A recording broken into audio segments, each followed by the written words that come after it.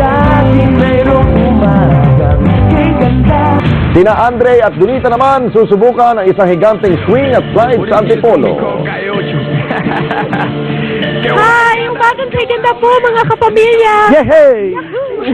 Kung medyo nabitin kayo ng weekend, naku, meron kaming magandang suggestion po sa inyo. Pumunta na kayo dito sa Sun Valley, Antipolo City! Bukod sa napakalamig dito, napakamagandang lugar ito para mag-relax and unwind. At mamaya, ipapakita namin sa inyo ay ang mga ibang gimmicks or yung mga bagong amenities nila dito. Tama ka dyan, Donita. At mamaya naman kapamilya, ipapakita namin sa inyo ang pinakauna at napakalaking swing na dito nyo naman natagpuan sa bansaan. Ito ang inuupuan ko. Abangan yan mamaya. Samantala, laughter yoga kasama si Tita Winnie. Tita Win!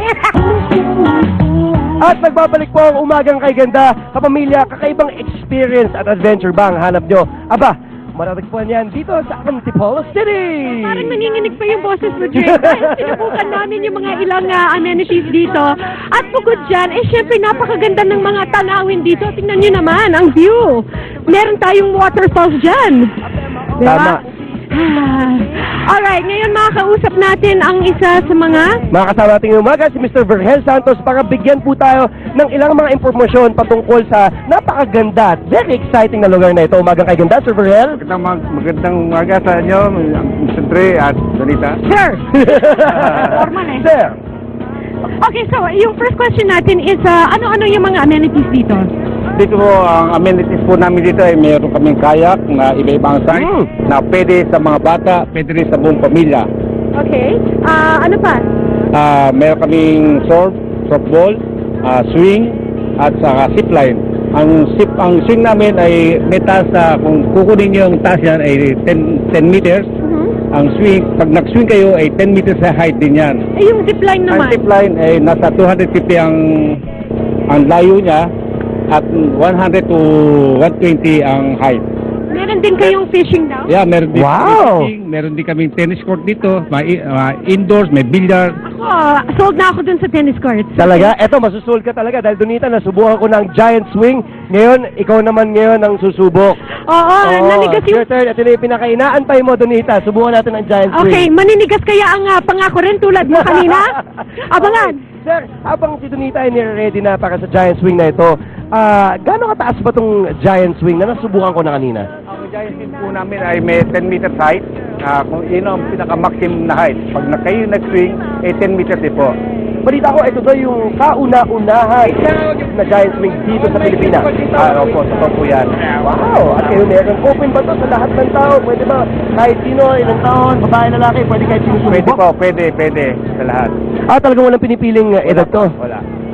Okay. At doon naman po sa mga gustong sumubok, magkano ba yung susubok nito, yung rates nyo? Napakababa lang po at napakamura, 200 lang po per head, 200 pesos per head. Okay. Maraming Sir Virgel ulit. Ay, salamat. At ito na si Donita, nire-ready na po nila. Ito na. Donita, ready ka na? Kapamilya, doon sa mga gustong mag-enjoy dito, buong pamilya, barkada, pwede kayo pumunta dito. Kaya naman, kapamilya, pag galing po kayo ng Cubao, papunta dito sa Sun Valley, diretso nyo lang po ang Aurora Boulevard. Tapos po, diretso, aabot na po kayo ng Marcos Highway. Mula po Marcos Highway, diretso lang din po yung paakyat, papuntang Masinag Market, hanggat makarating po kayo ng Kogyo Gate 2. At diretso lang din po yung mga ilang metro na lang po mula sa Kogyo Gate 2. At nandito na kayo. Mga 30 minutos hanggang 1 oras po ang biyahe mula Cubao. At masusulit naman talaga ang biyahe ninyo dahil sa tanawin at ang daming pwedeng gawin dito. Tulad ito, si Donita, ready na sa giant swing. Are you ready, Donita? Ibaba nyo na yan! Go! Go! Yun po ang giant swing. Sinubukan na ni Donita. Donita, anong feeling? Donita, are you okay? Enjoy po siya. At magbabalik pa rin po ang... Sir, sabay tayo. Umagang kay ganda. Woohoo!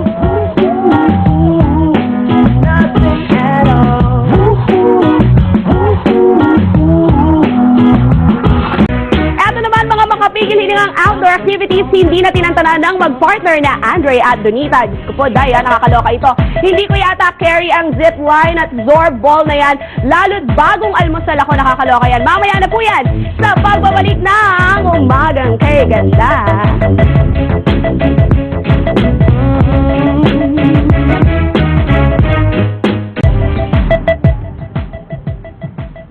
At nagbabalik po ang Umagang Kay Ganda. Itong scenery na nakikita niyo sa likod ko ay Aradan Falls. Ito yung aming view nung ginawa namin yung pinakahiganting swing dito sa buong Pilipinas. At ngayon naman ang gagawin natin ay ang kanilang zipline! Yay! Woo! At sobrang nakaka-excite naman ito kapamilya dahil ang dami ko lang subukan zipline pero ang pinagkaiba rito, napakaganda ng kanilang tanawin Yeah. at may mga falls pa. Kaya eto na, Larga! Alright, let's count! 3, 2, 1, let's go! Alright! Para sa mga hindi pa nakakapunta dito, ang haba nitong zipline na ito ay 250 meters. Tapos ang taas nito ay 50 meters pataas. Ay, naninervyos ako. Alright. At siyempre napakagandang view ng ating Aradan Falls. Yun ang nagpapabigay ng takot sa atin dahil sobrang taas mula dito eh. Okay, kuya, siguraduhin safe ako Okay, gusto ko pang mabuhay. Okay, bago akong pumunta, babalikan natin ang mga nasa studio kasama si Tem. Pero bago niyan, wag niyo akong wag mo akong bitiwan. Sige.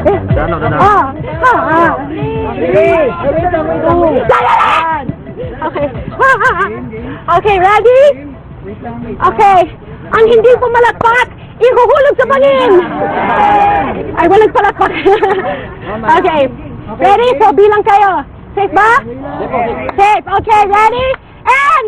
3, 2, 1, go!